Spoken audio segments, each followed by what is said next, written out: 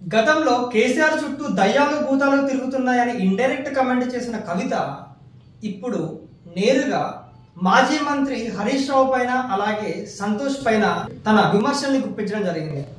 అయితే కాళేశ్వరం ప్రాజెక్టు తన సొంత ప్రయోజనాల కోసం వాడుకొని ఆస్తులు కూడగట్టుకున్నారు అని హరీష్ రావు పైన అలాగే సంతోష్ పైన తమ ఘాటు విమర్శలు చేయడం జరిగింది. ఈ వ్యాఖ్యల తర్వాత ఇమ్మీడియట్ గా బీఆర్ఎస్ తన అఫీషియల్ ఎక్స్ ఖాతాలో 6 అడుగుల బుల్లెట్ వస్తున్నాడు అంటూ హరీష్ రావు ఫోటోను పెట్టి పోస్ట్ చేయడం జరిగింది. అయితే దీనికి సంకేతం ఏంటి అంటే హరీష్ రావే నేరుగా కవితను ఎదుర్కోబోతున్నాడా?